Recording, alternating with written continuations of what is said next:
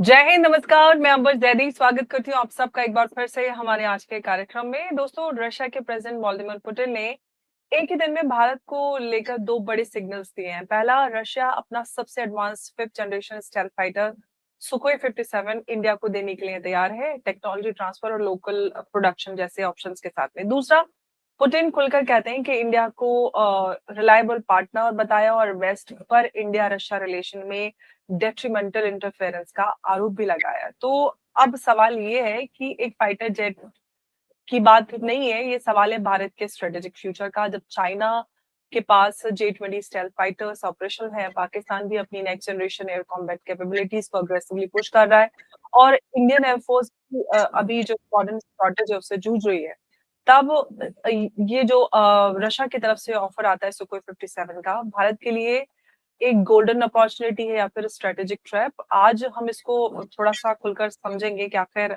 जो president Putin है वो भारत के ऊपर प्रेशर डालने की कोशिश कर रहे हैं या फिर क्या है इस या फिर ये मात्र डिप्लोमेटिक स्टेटमेंट्स हैं। तो इस पर बातचीत करने के लिए मेरे साथ मौजूद हैं lieutenant general Dushyant Singh, DG क्लॉस। बहुत बहुत स्वागत है सर आपका। जय हिंद, नमस्कार। जय हिंद नंबर जी, नमस्कार आपको भी और आपके ऑडियंस को भी। आपने जो सब्जेक्ट आज उठाया है वो मेरे ख्याल से कोई नया सब्जेक्ट नहीं है। इसके ऊपर एब्सोल्युटली। काफ़ी दिनों से जो है रशिया ये कोशिश कर रहा है कि Su-57 की जो डील जो उन्होंने ऑफ़र की है, ये मेरी जानकारी में पिछले 3-4 साल से इसके ऊपर वो कोशिश कर रहे हैं। बीच में फिर क्या हुआ, भारत ने पूरी तरह से इस डील को नकार दिया था क्योंकि उस समय हम लोगों को राफेल और राफेल के बाद फिर जी इंजन्स का भी भरोसा दिया गया। फिर उसके बाद डेवलपमेंट ऑफ G414 इंजन की का भी डील साइन हुआ अमेरिका से, साथ में हमने सैफ्रॉन का भी वो किया। लेकिन बीच-बीच में कुछ न कुछ अड़चनें आती रहती हैं। देखिए, सबसे बड़ी बात जो है हमारे लिए, भारत के लिए, वो है कि भारत की जो फॉरेन पॉलिसी है, वो ब्लॉक पॉलिसी नहीं है। वो एक स्ट्रेटेजिक ऑटोनॉमी की पॉलिसी है। पहले जो हमारी जो नॉन अलाइनमेंट मूवमेंट की जो पॉलिसी थी, वो ये थी कि हम नॉन अलाइन्ड हैं और डिफेंस इंपोर्टर हैं। यानी कि हम सबसे बड़े डिफेंस को इंपोर्ट करते हैं, इंपोर्टर हैं, वो ऐसा देश है। और हम जो है बिल्कुल नॉन अलाइन्ड तरीके से, यानी कि ना इधर ना उधर, हम बिल्कुल अपने रास्ते पे एक तीसरा ब्लॉक लेके चलेंगे जो कि किसी भी सुपर ब्लॉक के साथ नहीं है। लेकिन अब स्ट्रेटेजिक ऑटोनॉमी पे जो कई सारी चीज़ें क्लियर हो रही हैं। अब strategic autonomy is not non aligned movement. Non aligned movement था, स्ट्रेटेजिक ऑटोनॉमी हमारे देश की पॉलिसी है। और इस पॉलिसी का जो आधार है, वो आधार ये है कि अब जो हमारी पॉलिसी है वो आत्मनिर्भर भारत पे डिपेंडेंट है। यानी कि स्ट्रेटेजिक ऑटोनॉमी, क्योंकि हम आत्मनिर्भर भारत बनना चाहते हैं। हम रशिया, अमेरिका इनके ऊपर डिपेंड नहीं होना चाहते। और इसमें एक प्रोएक्टिव डिफेंस का कंपोनेंट शामिल हो गया है। यानी कि हम एक्टिवली बाहर जाएँगे पावर प्रोजेक्शन के लिए। अब मैं जब पावर प्रोजेक्शन की बात करता हूँ तो ये नहीं है कि खाली हम अपने मिसाइल्स को लेकर के किसी तीसरे देश के ऊपर हमला करेंगे, नहीं। पावर प्रोजेक्शन कई तरीके से होता था। पहले हम बात करते थे सॉफ्ट पावर प्रोजेक्शन करेंगे। अब वो सॉफ्ट पावर प्रोजेक्शन चेंज हो गया है। अब वो सॉफ्ट पावर प्रोजेक्शन हो गया है हमारा hard power projection with a difference. अब आप बोलेंगे ये कैसे हो गया भाई? वो हुआ है जो आत्मनिर्भर कंपोनेंट है हमारा, उसमें काफ़ी बड़ी वृद्धि हुई है। आप समझ रहे हैं? आज की डेट में हमने तकरीबन 30,000 करोड़ तक का एक्सपोर्ट कर चुके हैं डिफेंस इक्विपमेंट। यानी कि इंपोर्ट तो हम अभी भी कर रहे हैं, बट हम एक्सपोर्ट भी करने लग गए हैं। तो ये डिफरेंस आ गया है नॉन अलाइन्ड और स्ट्रेटेजिक ऑटोनॉमी के बीच में। अब स्ट्रेटेजिक ऑटोनॉमी के पॉलिसी के तहत हम छोटे-छोटे देशों का एक मिनिलेटरल्स बना रहे हैं और अपने जो एडवर्सरीज़ हैं उनको घेर रहे हैं। इसके लिए मैं आपको एक बहुत छोटा-सा एग्ज़ाम्पल दूँगा। टर्की जो था, तुर्कीये जिसको बोलते हैं आजकल, तुर्कीये ने काफ़ी अज़रबैजान और पाकिस्तान के साथ मिलकर के एक अलायंस बनाई जिसको ब्रदरहुड अलायंस बोलते हैं। अब आप देखिए ब्रदरहुड अलायंस को हमने कैसे फोड़ा या तोड़ा है। इसके लिए आपको थोड़ा अगर फ़ोटोग्राफ होती मेरे पास है वो फ़ोटोग्राफ, मैंने कल ही बनाई थी उसकी, लेकिन अब वो इतनी जी। जल्दी निकल नहीं पाएगी। हुँ। बोलते-बोलते मुझे याद आ इसमें जी। क्या हुआ है कि अलायंस वाज़ फ्रॉम अंकारा से लेकर के अंकारा, बाकू और इस्लामाबाद। ये एक अलायंस बनी, किसके लिए? भारत के लिए जम्मू और कश्मीर, इस तरह के मुद्दों के ऊपर लड़ाई के हिसाब से तुर्की ने F-16 के जो पाकिस्तान के जहाज हैं, उनको अपग्रेड हुँ। करने में मदद करी और पाकिस्तान ने क्या किया JF-17 40 अज़रबैजान को दिया। तो एक हुँ। म्यूचुअल डिफेंस कोऑपरेशन किया इन लोगों ने। अब आप जी। बोलेंगे भारत अपना पावर प्रोजेक्शन कैसे किया? तो भारत ने अपना पावर प्रोजेक्शन इस तरह से किया, ये पूरी जो अलायंस थी अगर आप मैप में देखेंगे एक सीधी लाइन है। अब इस सीधी लाइन के ऊपर एक ऊपर से भारत ने प्रहार किया और एक नीचे से प्रहार किया है। ऊपर वाला प्रहार है अर्मेनिया। आज जब हम आपसे बात कर रहे हैं, अर्मेनिया का तकरीबन सारा state of the art equipment जो है, वो भारत दे रहा है। चाहे वो आकाश मिसाइल हो, चाहे वो क्या बोलते हैं एटैग्स हों, चाहे वो Pinaka multi barrel rocket launcher हो, चाहे वो ड्रोन टेक्नोलॉजी हो, चाहे वो ट्रेनिंग हो। हम यहाँ तक हो गए कि हम उनको अपने देश में ला करके उनके जो सोल्जर्स हैं, ऑफिसर्स हैं, माउंटेन वॉरफेयर की ट्रेनिंग दे रहे हैं। ये हुआ power projection of the highest order.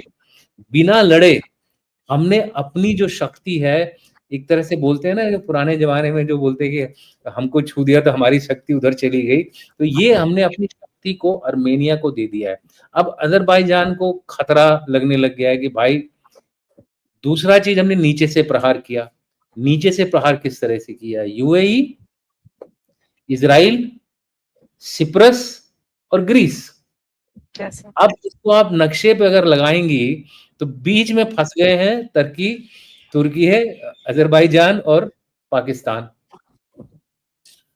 नीचे कैसे किया हमने? यूएई के साथ हमने वो अपनी डील करी, अपनी एनर्जी की डील सिक्योर करी है, अपना क्या बोलते हैं कॉम्प्रिहेंसिव इकोनॉमिक पार्टनरशिप उनके साथ हमारा है।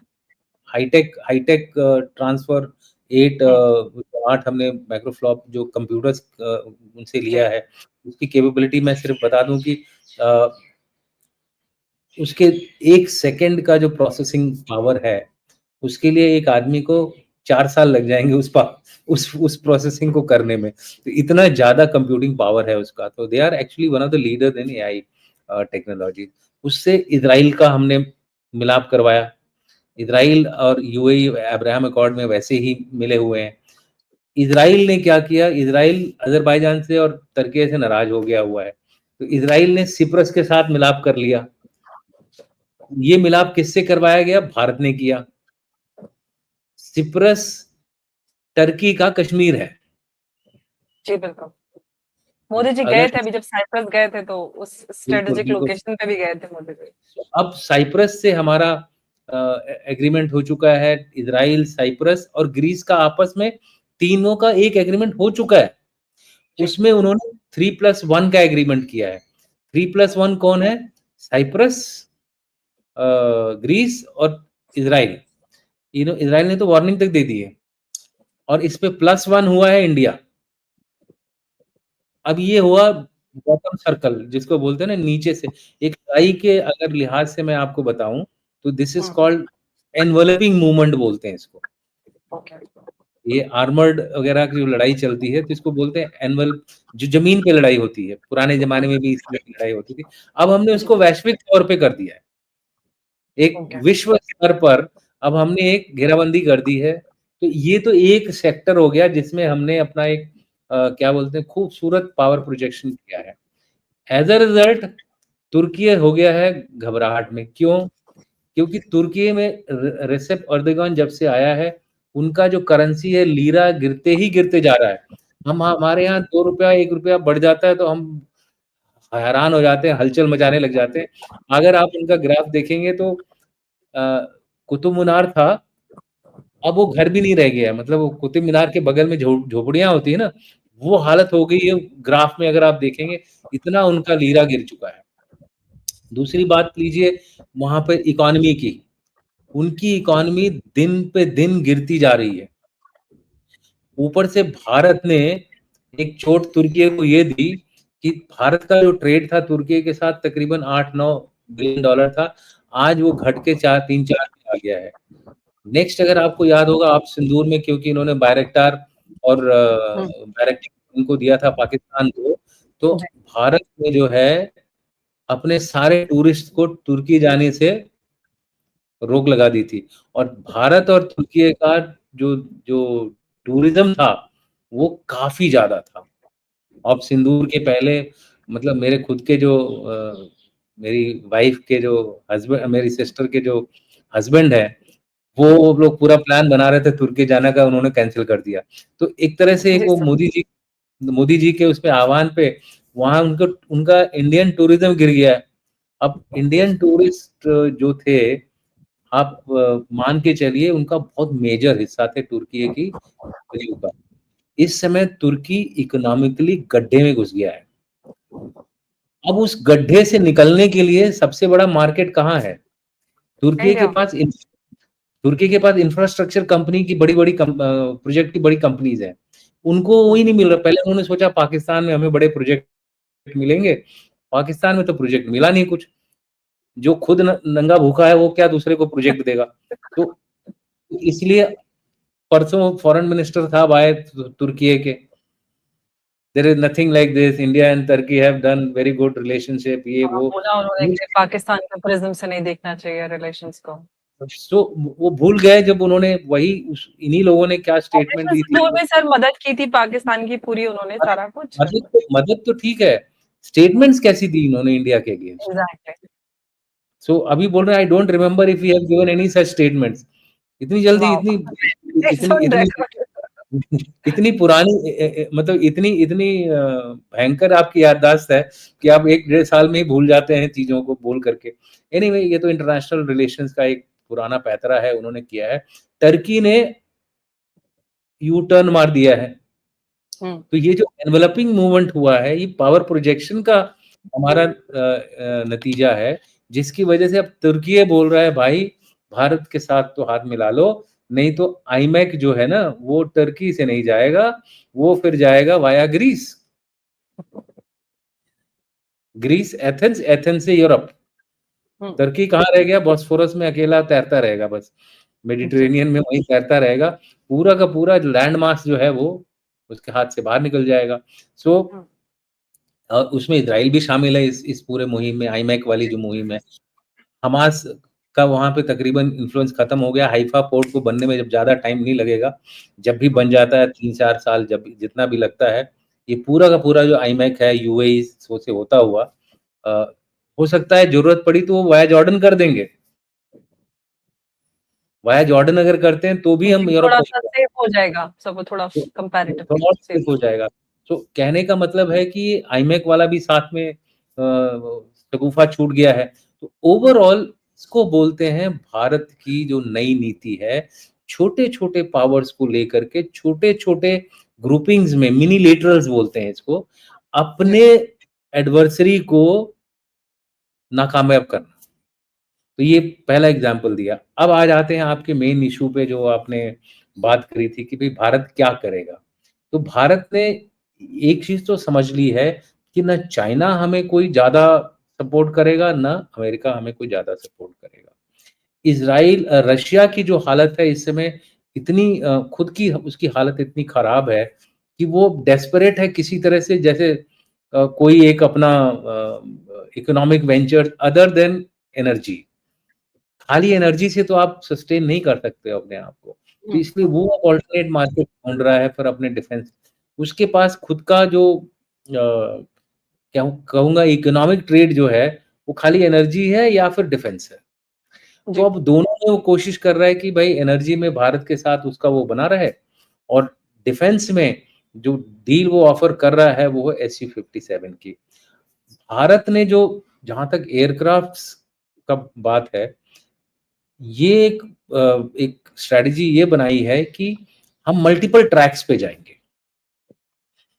अब मल्टीपल ट्रैक्स है मतलब हम यूएस के साथ भी एंगेज रखेंगे, उनके जी इंजन्स के डेवलपमेंट में G414E को और नॉर्मल जो G414 है जो हमारे तेजस मार्क 1 अल्फा वगैरह के लिए चाहिए, तो जी। उस ट्रैक पे रहेंगे।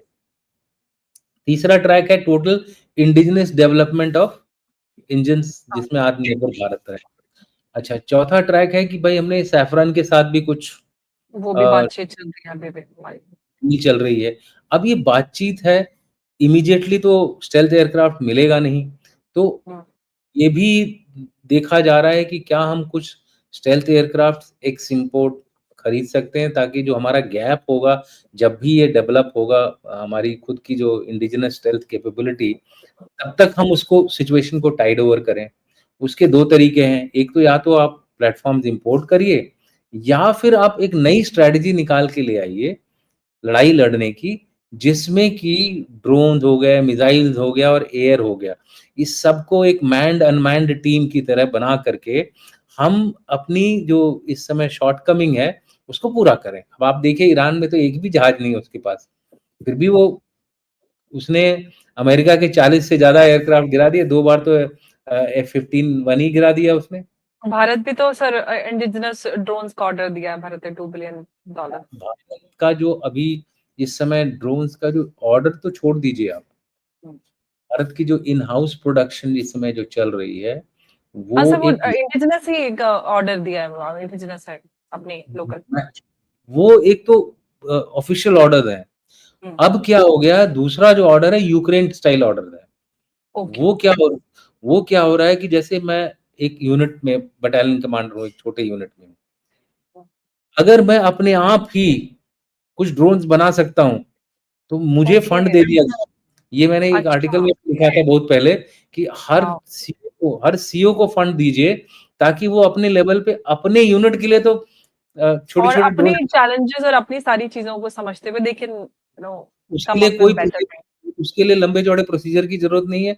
अपने 1 महीना, 2 महीना, 3 महीना में तकरीबन आप मान के चलिए कि हर यूनिट ने एक अपना एड हॉक मैन्युफैक्चरिंग खरीद बना लिया है, जिससे कि वो ड्रोन्स को काउंटर ड्रोन टेक्नोलॉजी हर तरह से वो अपने आप को सुरक्षित करने की कोशिश कर रहे हैं, ऑफेंसिव कैपेबिलिटी लाने की कोशिश कर रहे हैं और इनको मैनेज करने के लिए जो बड़े सिस्टम्स चाहिए, वो भी काफ़ी हद तक आगे आ चुके हैं। अगर आप किसी कहीं आपको मौका मिले, किसी प्रदर्शनी वगैरह में तो शायद ये सब चीज़ें दिख भी जाएँगी आपको।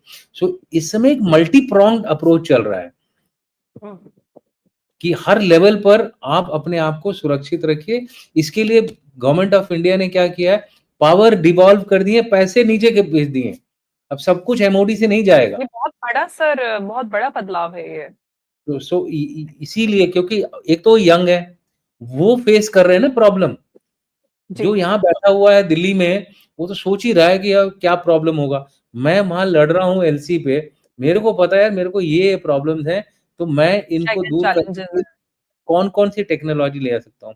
अगर सामने हुँ, वाले ने माइन लगा रखी है, मुझे पता करना है कि माइन्स कहाँ-कहाँ पर लगी ताकि मैं उनको निकाल सकूँ। पहले हम अपने आदमी भेजते थे उसको ग्राउंड पे वो कर के पता करते जैसे हाँ, वो यहाँ पहले माइन फ़िल्मों पुरानी मूवीज़ में दिखाते थे बर्फ में ऐसे-ऐसे करके देख। वो एक्चुअली होता है, प्रोबिंग करते हैं, फिर वो दिखता है, ओके। उसको मार्क करते हैं, फिर उसको एक्सप्लोर करते हैं, बड़ा लंबा हुँ, प्रोसीजर था। अब इन सब चीज़ के लिए भी टेक्नोलॉजी डेवलप कर रहे हैं। वो क्या करेगा, छोटा-सा ड्रोन लेगा अपने हाथ में, ओके। उसमें उसमें 35 ग्राम ऐसे कुछ एक्सप्लोसिव होगा, उसको हुँ, लोकेशन फीड कर देगा कि हाँ, वहाँ पर मिला है एक माइन, ये उड़ के जाएगा एक मधुमक्खी से भी मतलब तो इतना बड़े-बड़े ड्रोन्स हैं, पाम टॉप बोलते हैं। वो हुँ, जाएगा, उस माइन के ऊपर बैठेगा और हुँ, उड़ा देगा। तो ना बंदा गया वहाँ, ना कोई गया, वो माइन उड़ जाएगी। ओके। क कहने का मतलब इस तरह के लोग आइडियाज़ निकाल रहे हैं और वो क्यों हुँ, निकल रहे हैं कि ज़मीन पे जो लोग लड़ाई कर रहे हैं, उनको बोला जा रहा है कि आप हमारे पे मत डिपेंड रहिए। अगर आपको कोई हुँ, सॉल्यूशन मिलता है, जाइए, करिए और अगर ज़रूरत पड़ी मास मैन्युफैक्चरिंग की, तो उसमें मदद की जा रही है। तो इस तरह के सॉल्यूशंस आ रहे हैं। तो हम लोग कोशिश ये कर रहे हैं कि लड़ाई में अगर किसी चीज़ की हमारे को कमी है और आपको ये हमेशा पता रहना चाहिए कि लड़ाई में सबको सब कुछ नहीं मिल सकता है।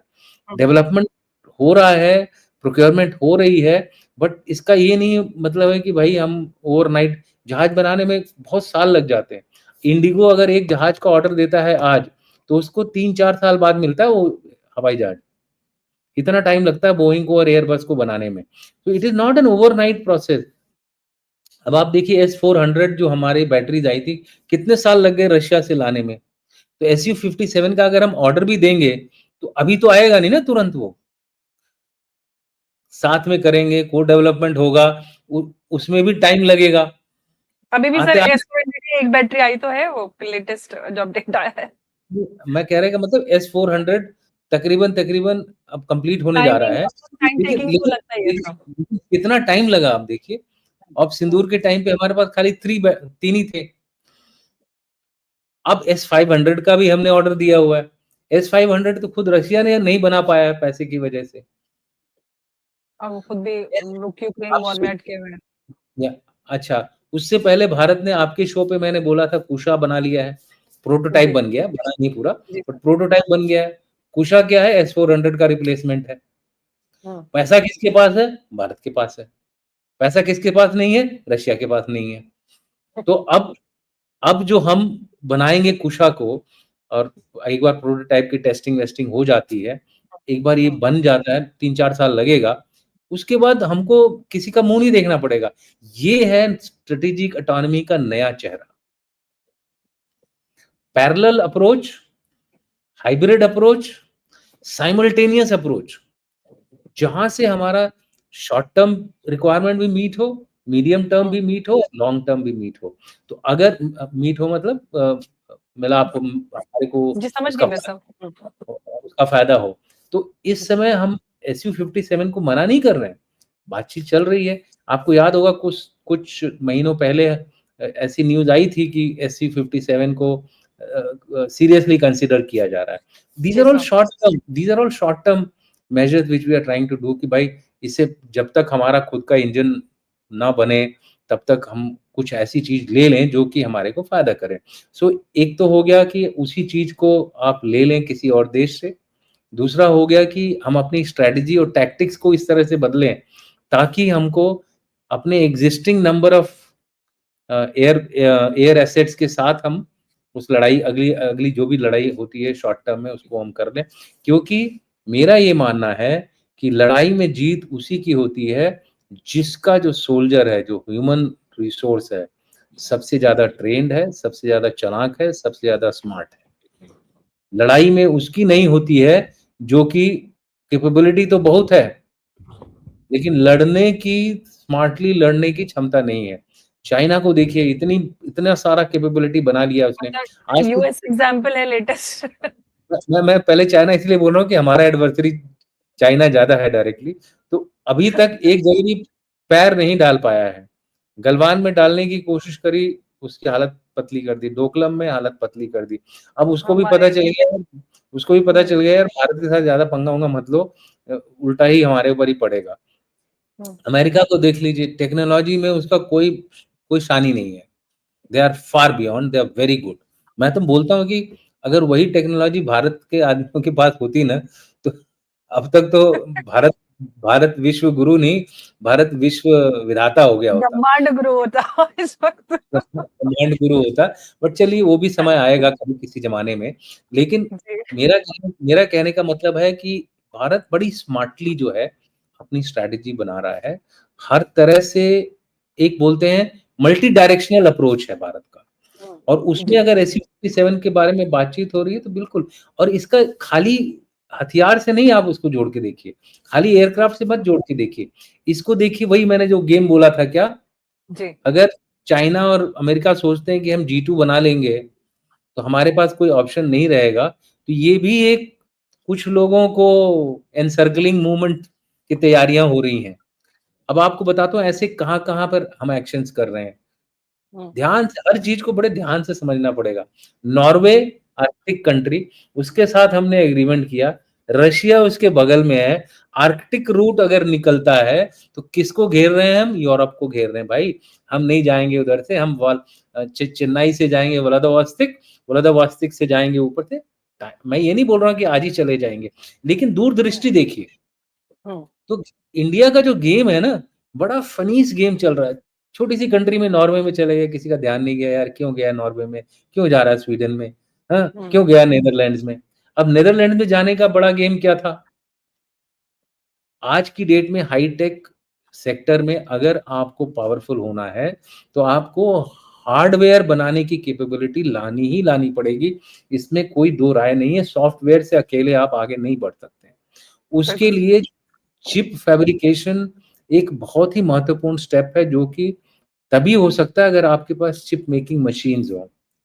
और दुनिया की नंबर 1 जो मशीन मेकिंग कंट्री है, एएसएमएल है, जो कि नीदरलैंड्स में है। उसके साथ डील हो गई हमारी। अब वो मशीन्स भारत में आएँगी। अब चिप फैब्रिकेशन भारत में होगा। लोग बोल रहे हैं भैया खाली 28 एनएम वाली तो लाए हो, कौन सी 5 एनएम और वाली तो आप लाए नहीं हो, जो कि ज़रूरी है आजकल के सुपर कंप्यूटर जो फास्ट प्रोसेसिंग कंप्यूटर्स हैं, वेपन सिस्टम्स हैं, इक्विपमेंट है। तो उनके लिए मेरा सिर्फ एक आंसर है, बच्चा सीधे वो नहीं बन जाता है, क्या बोलते हैं सुपर फाइटर नहीं बन जाता है। बच्चे को भी टाइम लगता है, धीरे-धीरे बढ़ता है, एजुकेशन लेता है, फिर अपना ही कुछ उसमें जुगाड़ लगा कर के वो टेक्नोलॉजी निकालता है। चाइना को भी अमेरिका ने मना कर दिया था 5 एनएम टेक्नोलॉजी आपको नहीं दी जाएगी। उन्होंने 28 एनएम से कुछ ही सालों में 1 या 2 साल में 5 एनएम की कैपेबिलिटी हासिल कर ली है।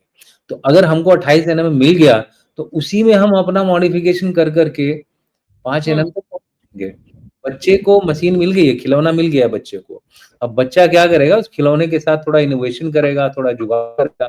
भारत तो जुगाड़ में बहुत पुराना मायने देश है, ठीक है? उधर भी हमारा जो दूर की सोच है। अब इसको अगर आप रशिया के आर्कटिक रूट से मिलाएँगे, तो आप किसको वो कर रहे हैं? चाइना को। किसको मात दे रहे हैं? यूरोप को। किसको मात दे रहे हैं? अमेरिका को। अमेरिका ग्रीनलैंड ले रहा है, ठीक है, तुम लो ग्रीनलैंड यार। हम तो इधर से आएँगे, नॉर्वे और रशिया होते हुए पहुँच जाएँगे तुम्हारे पास।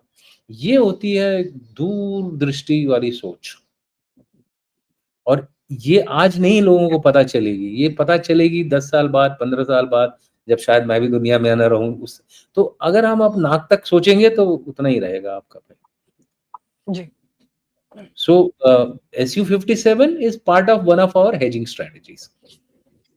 The Russia relationship is part of our international जो पावर प्रोजेक्शन की बात होती है उस दृष्टि से देखना चाहिए इसको। और एक तरह से balance banana between Russia sorry China and America, ताकि ये दोनों मिल ना पाएँ। क्योंकि अगर ये दोनों मिल गए, तो बाइपोलर वर्ल्ड होगा, बाइपोलर वर्ल्ड हमारे को बिल्कुल नहीं चाहिए। हमें अब मैं तो अब मल्टीपोलर वर्ल्ड के भी खिलाफ हूँ। मैं बोलता हूँ ये मिनीलेटरल वर्ल्ड बनाइए, छोटे-छोटे, छोटे-छोटे अपने टुकड़े बनाइए और उनको फेंक दीजिए दुनिया के चारों तरफ। और देखिए हर जगह आपके लिए एक रास्ता होगा निकल के बाहर आने का किसी भी समस्या से। बिल्कुल दैट्स सही। इट। मैंने सोचा आपको बता दूँ कि Su-57 is a deal of a hedging strategy. अगर हो जाती है तो भी अच्छा है, नहीं होती है तो भी अच्छा है। अल्टरनेट मीन्स और मेजर्स रहेंगे हमारे पास। Putin is hmm, reliable partner जैसा कि उन्होंने बोला था और उसका हम पूरा फ़ायदा उठाएँगे। लेकिन हम ऐसा नहीं है कि पूरी तरह से पुतिन के ऊपर निर्भर हो जाएँगे। वो गया, वो ज़माना ही गया। ऑफ़ वो जो कोर्स। नॉन अलाइन्ड में मूवमेंट वाला ज़माना था ना, वो खत्म हो गया। अब it is strategic autonomy with a difference. बिल्कुल। और आज तो सिर्फ भारत जो है वो बड़ी पावर्स के लिए इंडिस्पेंसेबल बन चुका है। तो अब भारत को ही फैसला करना है कि क्या बिल्कुल। करना है, पूरा सब कुछ भारत पे निर्भर करता है। बहुत-बहुत धन्यवाद सर इस चर्चा में हमारे साथ जुड़ने के लिए। नमस्कार, जय हिंद, जय भारत। नमस्कार, थैंक यू, जय हिंद। राइट।